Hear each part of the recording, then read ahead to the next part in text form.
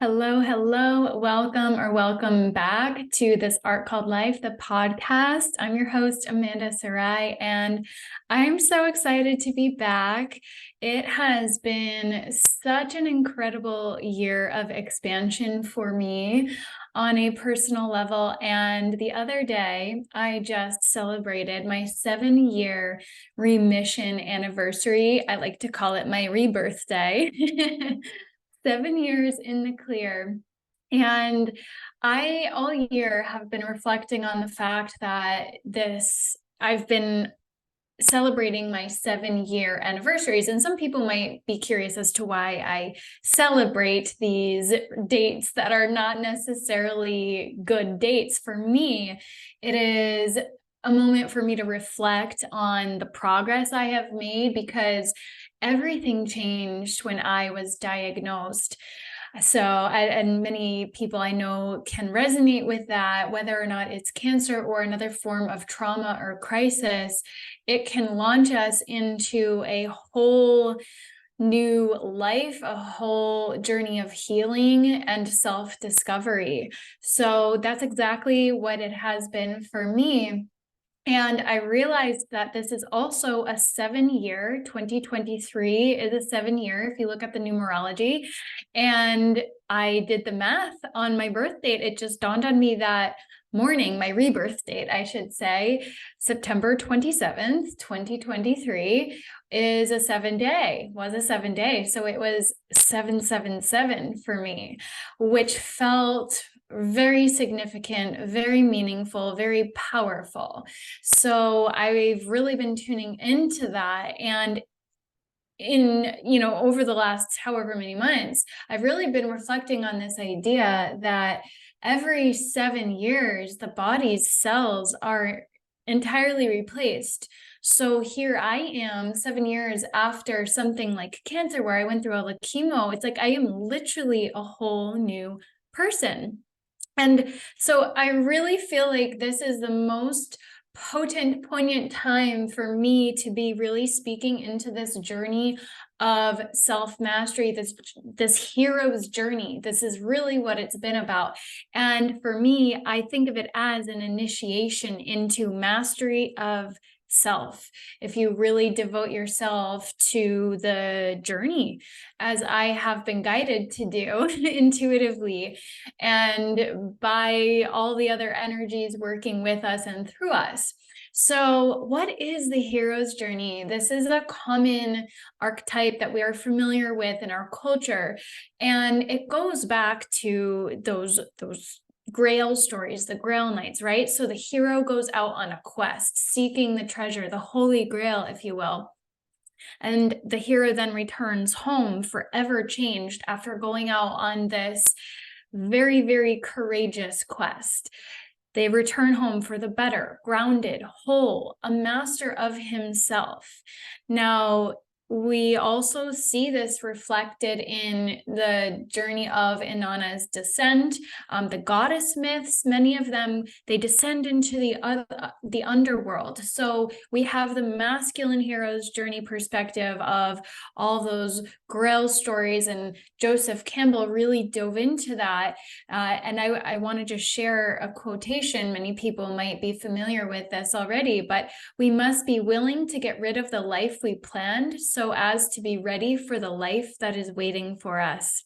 And that's precisely what the hero's journey is, what an initiation really does. It's a journey of transformation. And in order to do that, this is essentially getting into the ego death. And I have perspectives on the whole notion of ego death. The ego doesn't die. What happens is we shed the layers that are not aligned, and we integrate the aspects of self that are in alignment. So this is some of what we'll get into. So it's this quest that the hero embarks on, the hero, the heroine, the warrioress, the priestess, whatever you resonate with, right? So many of us have been called on this journey at this particular time in human evolution, the collective evolution of consciousness, because we are at a massive paradigm shift. And it's not even just a paradigm shift, it is truly a shift of the ages. So I want to dive into the notion in a bit more depth and detail from my own perspective, bringing in this nuance of the number 7 and what it represents. And we'll only be able to scratch the surface of a lot of these really deep topics in this one episode, but just to bring some kind of all-encompassing perspective, an overview to how this works through us and how it all is guiding us on this journey once we open up and pay attention. And I will also just add, when I sat down and opened up my computer to record this, it was 1111, October 1st at 1:11. And so it's 4 days after my anniversary. I needed some time to integrate and to allow the messages to percolate within, of course, also just my life, right? But it just felt so beautifully aligned. I woke up and it's sunny. It's been really rainy, and my energy just felt so uplifted. And I was like, yes, it is time to shine and to share this message. And then by the time I was ready to settle into my seat and go live, it was 1, 2, 3, 1, 2, and P3. So there's a lot of alignment right now in me sharing this, I feel. So I hope you feel that. I hope it resonates with you. So let's dive in a little bit deeper, right? So the hero's journey is where the hero essentially goes on an adventure. They leave home, they leave their comfort zone, is what that really represents, where he is tested. And I'm using he, this is he, she, and all the different iterations of what people identify as. For me, yes, well, I'm a she, so I'm just going to use he though, because we're talking about hero, right? So he is tested and victorious in the face of crisis, because this is about the hero, right? The hero is victorious in their own story. So this is a journey of you becoming the victory of your life, of your circumstances, of overcoming obstacles is truly what this is about. Turning crisis into opportunity is another way I frame it. So here comes the hero returning home completely transformed. Embodied in this deeper sense of self is how I perceive it. So this is symbolic of the life experience, and a lot of archetypal wisdom comes through this journey, which is why it has become such a popular archetype, because we see this reflected in so many different stories: The Alchemist, Harry Potter, Star Wars, Lord of the Rings, The Wizard of Oz, E.T., The Matrix, The Da Vinci Code, Indiana Jones, just to name a few. These very popular stories, I mean, come on, Star Wars and Harry Potter are like the 2 most successful franchises of this time, and they are literally the hero's journey. We resonate with these stories at a very deep, visceral level, because this is the journey of becoming. This is the journey of discovering the power that lies within. So this journey is incredibly powerful and incredibly personal at the same time. So we see ourselves in these heroes, and that is why these particular stories and franchises have become so popular, in my opinion, is because we see something of ourselves in these characters. Most of us growing up with Harry Potter, myself included, we saw a little bit of ourselves in Harry, in those students. We wanted to live that magical life, right? For me, I feel like that is literally what many of us are leaning into, is rediscovering the magic of our world and the power that lies within. I think there's a lot more that we could get into with that, but it's this really, really powerful story of becoming the hero of your own life, right? So they're trying to find themselves. They realize there's something greater than this little comfort zone that they've been living in. And they're being called, they're being guided by something deep within and perhaps something beyond them. It's the both and there, to go beyond, to explore what is outside the known. And leaving our comfort zones is never comfortable, but generally speaking, the comfort zones themselves are not truly comfortable. They're very uncomfortable places that we have been stuck in for the most part. Otherwise, we wouldn't have these crisis moments that spark us into taking action. And for me, that was obviously in the form of a cancer diagnosis. So we have been seeing this on the collective level, of course, since 2020.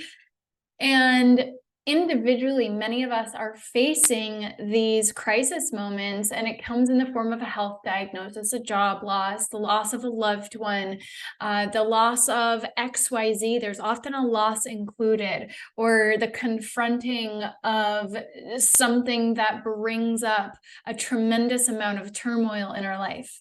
So it's that loss, that moment of loss, that moment of confrontation that something isn't working, that helps us to see beyond the life that we've been living, and to then have the courage to take the step to move beyond that situation, to then explore what is beyond, because that is where the growth happens. That is where the expansion occurs.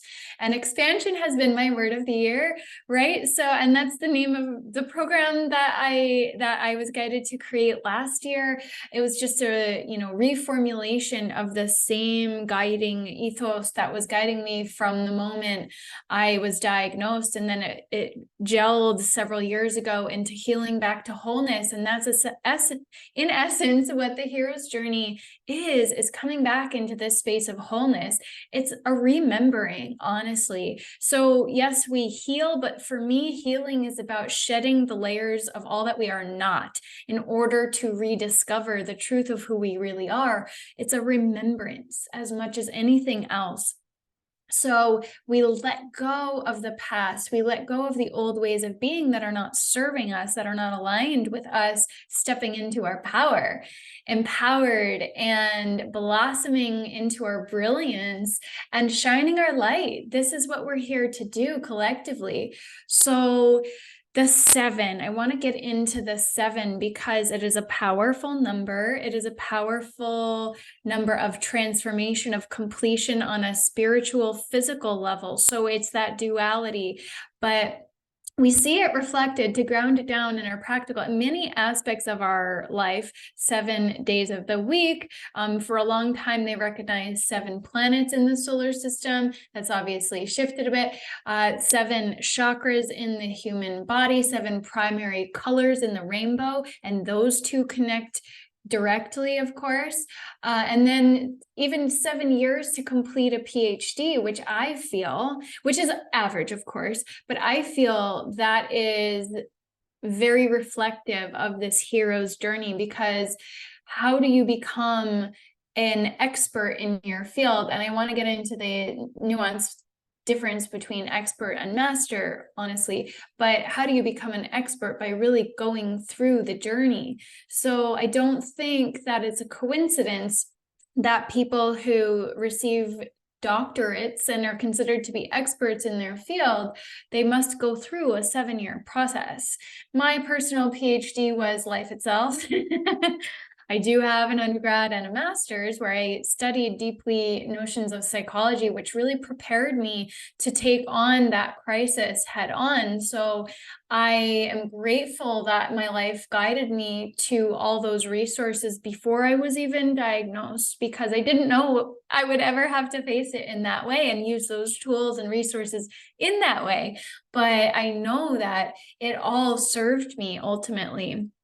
So it represents a complete cycle of learning, a 7-year cellular pattern in the body. Like I was saying, 7 years to regenerate all the cells in the body. So at this point, we have been reprogramming ourselves, if you want to look at it that way, and re-energizing them with a new way of being, to fully embody that new skill, to fully embody that wisdom. So this is a difference of knowledge versus wisdom. Knowledge is you know something. wisdom is you really understand it. You really embody that wisdom. You walk the walk. You don't just talk the talk. And that to me is what mastery is, walking the walk. You practice what you preach, which unfortunately in our world is less common than we would like, then would be best for the benefit of all, right? So we need more people stepping into this journey, embracing it to become the master of self, so that we can reflect that authenticity and integrity out into the world from a space of healed wholeness.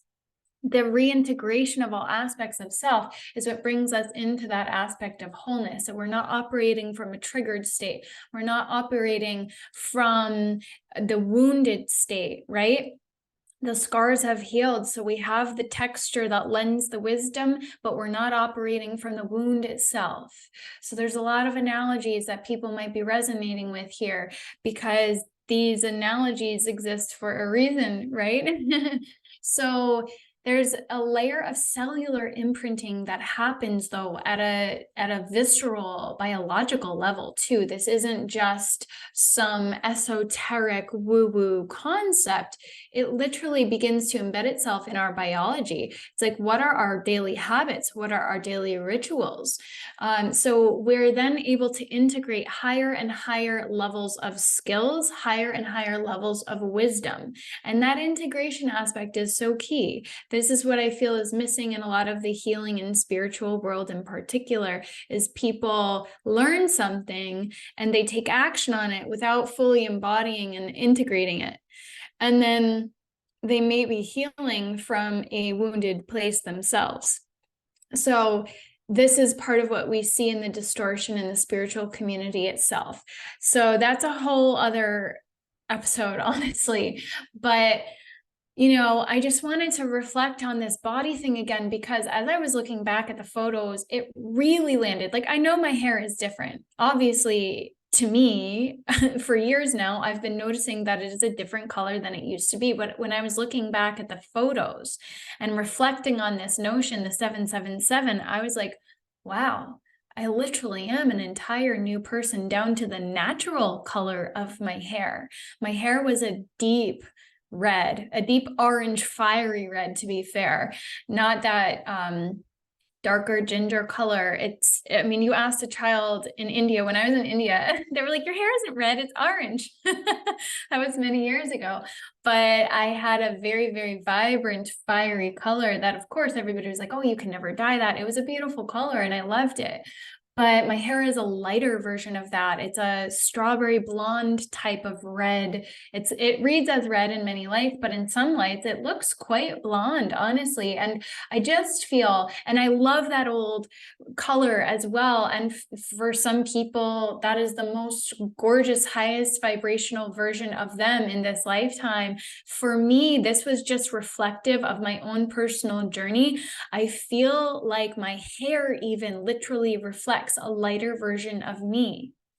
So it's just really, really fascinating to consider that this goes down to our cells and potentially even our DNA, the way our DNA is expressing itself.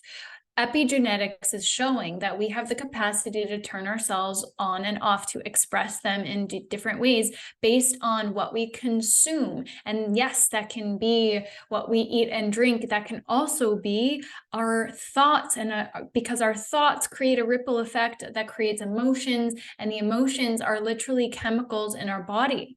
So this can impact the biological expression of our DNA.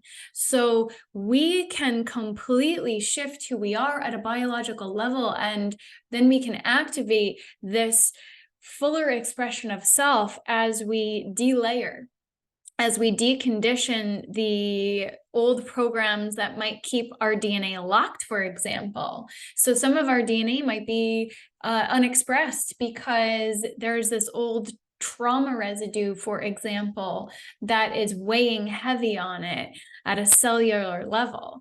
And this might seem a little out there for some people, depending on what perspective you're coming from, but I highly recommend The Body Keeps the Score. There is plenty of research, that is Bessel van der Kolk, that shows that the body holds on to trauma at a really visceral, palpable level. And this gets into the nervous system as well. So there's a lot that goes into this path. It takes a lot of courage because we are literally fundamentally changing who we are being in the world. So this is the journey that most of us are being guided on at this time, which I feel like is so powerful because we are here to change the world. How do we heal the world? We heal ourselves first. At a visceral level, this is how it works. So an initiation process is really what this is too. And it takes everything that we have known in the past, and that includes homes, families, jobs, relationships, ego, identity, and it wipes it away. So many of us experience a loss of health, a loss of finances, a loss of job, like I was saying before. So it creates a voyage, an inner voyage of that ego death, if you will, the death of the old, though. So we're not killing the ego. I just want to reiterate that. But this ego death, as it were, ushers us into a new stage of life where we're more operating from our heart and soul and allowing the ego to help us express that into the world in our individuated way. So this is, again, that process of transformation. It is the butterfly, the caterpillar entering the cocoon, turning to goo. That's literally what happens to the caterpillar. The enzymes transform it into literal goo, and then it reforms itself into a butterfly, and it doesn't know what the heck is coming out on the other end until it spreads its wings and is able to fly. It's like, wow, I didn't even know this was possible for me. Thank goodness I went through that gooey, mucky darkness. It's like the lotus rising up from the mud, the phoenix rising from the ashes. I also like that snake shedding its skin analogy, because we're growing into a more expanded version of self, and we have to release anything that binds us in the sense of staying small. The old version of self literally has to be shedded. So there is a difference between change and transformation. Transformation it's the metamorphosis. It's the transmutation into a higher expression of being, but it's a total alchemical change that is changing the basic nature of something. So the alchemists were trying to change lead into gold, but I feel that whole story of the alchemists, we were taught that that was a bunk science, but I feel like what they were really doing was talking about the inner transformation, the inner alchemy, turning the lead into gold. Another way to look at it is compressing the coal to become the diamond. We're crystalline in nature, 99% water, I think, at a molecular level. And when we compress and squeeze out all that other stuff, we become crystalline in nature. And so this is literally turning the lead into gold, turning the coal into the diamond. This is literal alchemy that is happening. It's just happening on an internal level, not in the external that we're used to. We're so used to externalizing everything in our life, but this is about going inward. This is what the hero's journey is truly about. So it is that death of the ego through purification of our being that is reflected in the phoenix rising from the ashes as well. The phoenix is golden. Its golden wings spread, and it rises up powerfully from those fires of alchemy. So this is that rebirth process, that rebirth into light. We come out of the dark tunnel and rebirth ourselves through that portal, that womb portal, if you will, into the light, into the truth of love that is light. So the light is love, the love is light. So they are one and the same, in my humble opinion. And that is what the truth is. So we're shifting our energy state into being in alignment with magic and miracles when we emerge on the other side. It's the brilliance of possibilities, wings spread, ready to fly. So it's an incredibly beautiful journey, but it isn't easy. So this is why it is a path of mastery, because we are, yes, creating the masterpiece of our life, but it requires us really embracing this very challenging journey that requires a great deal of courage for us to face those inner demons. So there's, when you dedicate 7 years of your life to a journey, and this is why the 7-year thing is so profound, is that you're becoming the master of self. You're embodying energetic sovereignty. So if you dedicate yourself, if you devote yourself to really changing on a physical level, on a mental level, on an emotional level, on an energetic level, your life will then begin to reflect that. It doesn't have to take 7 years for changes to occur. Of course not. But to be very grounded and anchored in, this is that 7-year mark of the cellular imprint then expressing itself. So if some people are feeling frustrated, well, don't give up. Don't give up hope. If you've been at it for a month, you've just barely scratched the surface of what's possible. Same thing if you're a year in, 2 years in, 3 years in. I cannot tell you how many times I was frustrated. And one of my big lessons in life was learning patience.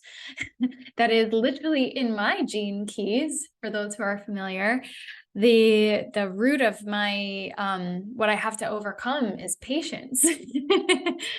So this is part of the reason I was guided to embody this journey and this wisdom, because this is what my journey has been about.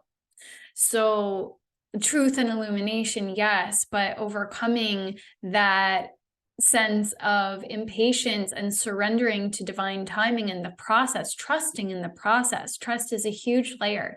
So many of us want to control, and that is the ego. So we surrender to the divine, we surrender to our soul, we surrender to the path that is being laid out in front of us when we release control. Of course, we have to take the aligned action. When we act on our inspirations that are in alignment, things unfold. But if we try to force, if we try to push, it only pushes that outcome away, honestly. So this is about,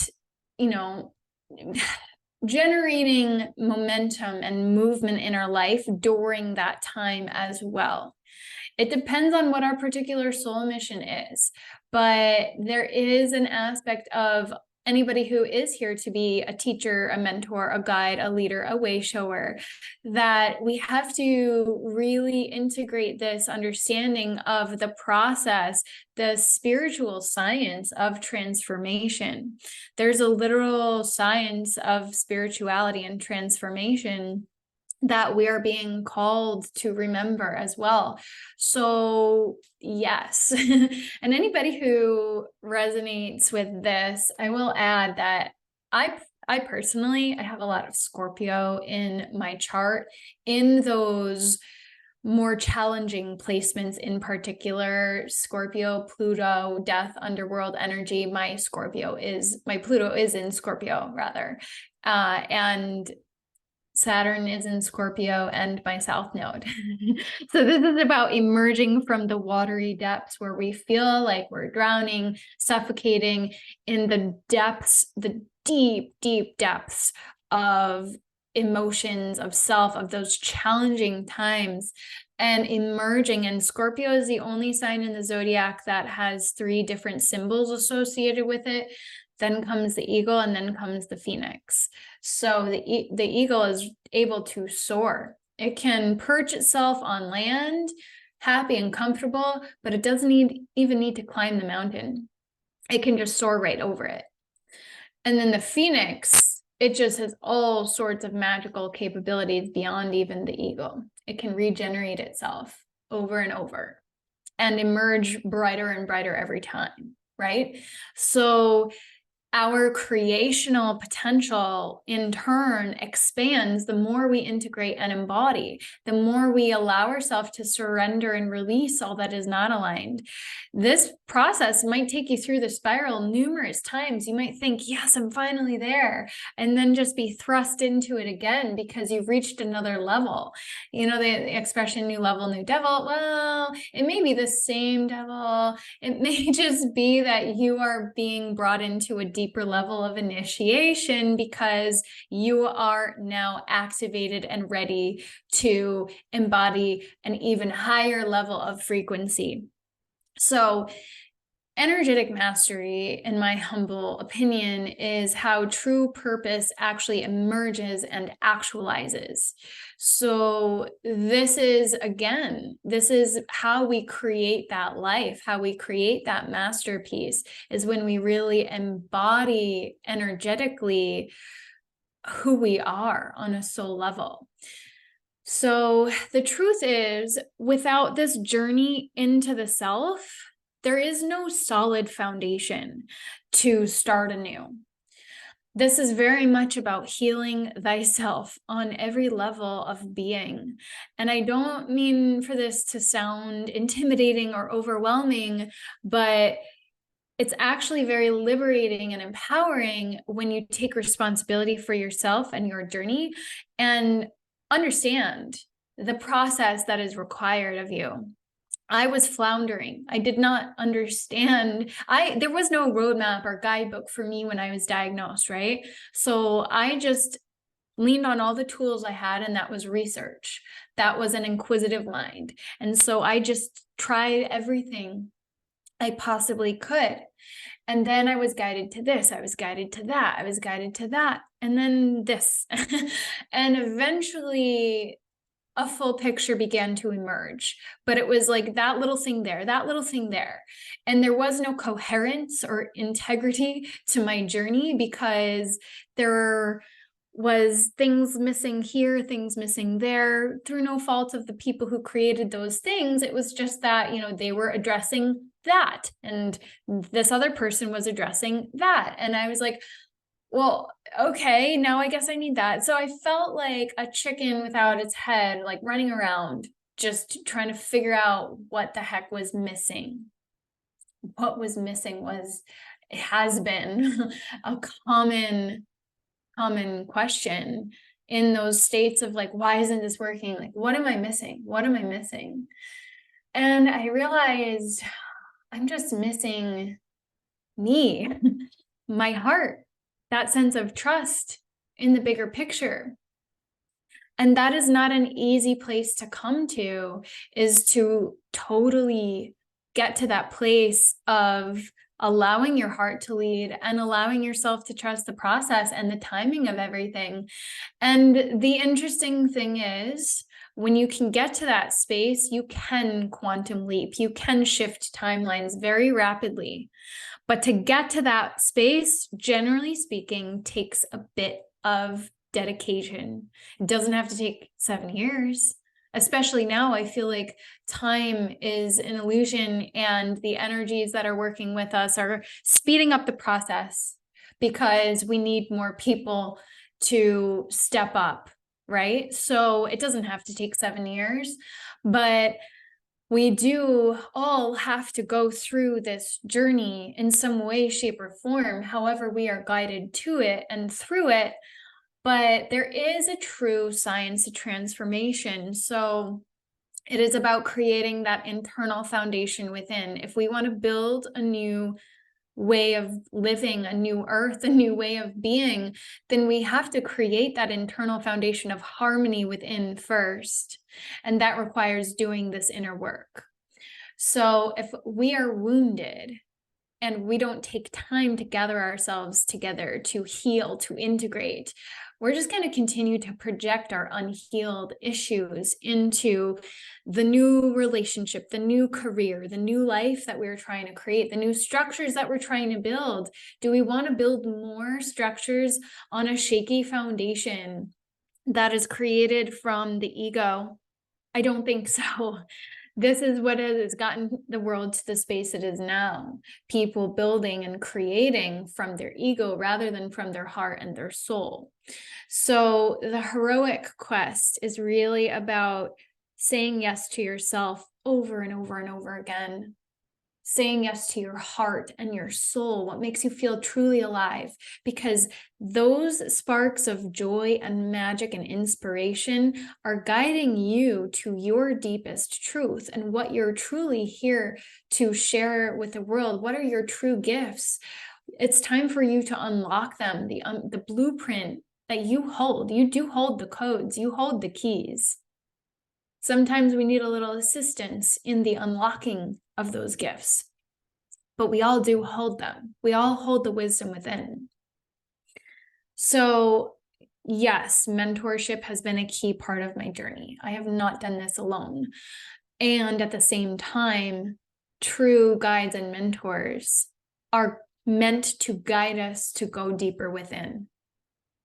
I always like having people that I can learn from personally. I always want to go deeper, because the funny thing is, and this is a truism, the more you learn, the more you realize how little you know.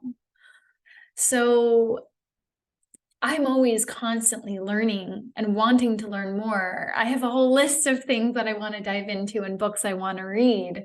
And there's a time and space for it all. We learn, we grow, we integrate, we embody, and then we get to learn and grow some more. So in order for us to continue on this mission on the upward spiral, we have to create that space for integration. Otherwise, we're going to be activated to levels that we can't embody, or we're going to get stuck. We're going to get stuck in those old ways of being. So we want to exit the spin cycle and move, and also, leave the cycle of the downward spiral. And we want to move up that spiral, continually making progress on our journey. And we will move to the back end of the spiral, and we will face those shadows again, but the bounce back becomes faster the higher we rise on the spiral, and it also becomes higher. So the deeper we dive, the higher I rise. Higher. The deeper we dive, the higher we rise, is what I meant to say there. This is an expression I've been using for a while now. It came to me, I don't remember exactly how long ago, but it feels truer and truer every time. The deeper we dive into the depths of this journey, the higher we rise in our frequency. And the magic that blossoms after the fact is just more and more expansive. So there is so much that goes into this journey, and it's so beautiful. It's so liberating. It is so worth saying yes to yourself over and over and over again. That is what the heart of a lion does. It says yes to itself over and over. That is what the heart of a warrior does. A warrior continues forth with courage, facing the unknown over and over and over. Even when it feels vulnerable and difficult, they step up and take that step forward anyway. And it's not easy. There have been so many times where I have gotten to that point and I didn't I faced that energetic collapse multiple times, honestly. And this is why I can speak into it with such a grounded mentality, like, yes, this is necessary, because I have been at that point where I felt like, oh, like I am ready to go, and my nervous system actually couldn't handle it. So that's part of the embodiment process. That's part of the deeper healing process. And I have my own journey. I've had a rather intense journey. Again, back to those Scorpio placements. Not everybody's journey is going to look like mine, for the best. And, there's other people out there who've gone through stuff that's, we should never compare, but I look at them and I'm like, oh my God, how, So this is about coming into that space of wholeness where we feel light and free and embodied in our truth and free to express ourselves. And that's really what it's about. So the metaphorical death is the dying of the old ways of being that are keeping us small, that are keeping us stuck. And this is about release. Like, we're entering fall season right now. I'm looking out at a tree that is beginning to change, the early stages. The leaves are a bit golden and it's beautiful in the light. And that's part of the beauty, right? The beauty of transformation, the letting go of the old to make space for the new. We know that in the spring, the trees are going to birth all new leaves, right? And that the tree is going to be bigger. The flowers are going to blossom brighter. There's going to be more of them. But we have to go through the winter. We have to go through that metaphorical death and hibernation phase that leads us deeper into ourselves. So without the death, there is no transformation. There is no change. There is no life that gets to be rebirthed on the other end. And that is precisely what happened for me when I went through my cancer diagnosis. My remission scan was a rebirth into a whole new way of being. I had already said yes to a new life. By the time I ended treatment, I was already moving forward on this new path. I had already taken steps during treatment to heal my body in ways that I knew the treatment itself wasn't going to do. It's very harmful to the body. But self-mastery is the journey that I was guided on. And it's one of continually saying yes, even when you feel very frustrated. It is about embodying your potential, embodying yourself. It's down to the biology, the psychology, and the spirituality, honestly. It is all the layers. So again, there's a spiritual science to this process. And if you don't resonate totally with spirituality, that's totally fine. That's totally cool. This is all about embodying your potential. But we look at Jungian psychology and we look at Maslow's hierarchy of needs. I feel psychology is a bridge into our spiritual essence personally. This is where I've gotten to, and I did study psychology myself. So, there's also this point of it's easier to stay in the comfort zone, and it is easier to believe in the bad stuff than the good stuff sometimes. It is. That's just the way our world has been constructed in this inverted matrix, as I call it. We have been conditioned to believe that it is normal to suffer. It is normal to struggle. I don't believe that. I believe that is a lie that we are here to rectify. I believe that we are here to transform the world, not just ourselves, but it has to begin within. So the more we lean into the truth, allowing the truth to illuminate the shadows within our being that we hold deep within, that are blocking our light from shining, the more that we lean into this journey, have the courage to face those shadows, the more we begin to blossom into the brilliance of who we are, the more we begin to embody that, the more we begin to heal the earth and humanity, because as within, so without.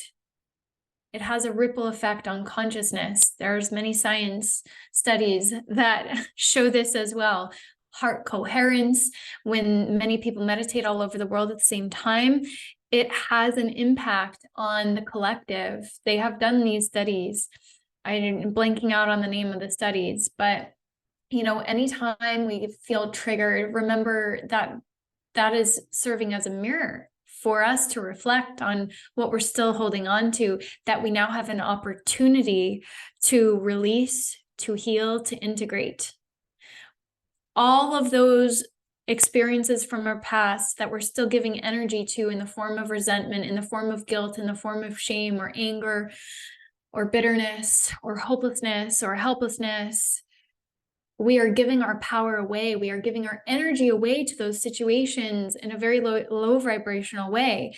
And that is our power getting leaked out. So we get to call back our power to ourselves. And this is how we liberate ourselves from the shackles and become the energetically sovereign, empowered beings that we truly are. We are truly here to be creator beings. How do we create that life? How do we embody that fullness of self? How do we actualize our potential? We face the shadows. We have the courage to go on this journey. We have the courage to go on the hero's journey to become the hero of our life. So I hope that this resonates for somebody listening. This has just been really on my heart for a while now. And I was even in the space of saying, Amanda, why aren't you recording these podcasts yet? And again, trusting that timing, it resonated and landed and clicked on a much deeper level when I reached my 7-year remission cancerversary the other day, September 27th, 2023. A day that shall go down in history for me. And, I am just sharing from the space of reflecting from my own journey, my own process. And I know that I haven't figured out even a fraction of all that there is, all of the wisdom that there is out there for us. But I know also that my journey is meant to be an example of allowing the process to work through you and trusting the timing and not forcing yourself to put the stuff out there before it's ready, before you're really embodied in the teaching. I tried. And there was always something that wasn't aligning. And things have been shifting. And now I'm at this point and I'm like, of course, I wasn't meant to, have the massive following before now. I wasn't meant to have the massive success before now, right? And I wasn't meant to publish the books before now. The books that have been percolating since 7 years ago. The books that are in draft form, nearly finished in a couple cases. Yes, 2. One is a very, very rough draft. One is a almost ready to go draft. And now I understand. And, there might be people out there that are saying, oh no, like, don't wait. And I'm not saying you should. But I'm saying for me personally, because this is part of what I am here to teach and speak into, of course, my journey had to look like this, because we need to embrace that this is a process. The journey of transformation is a process of embodiment.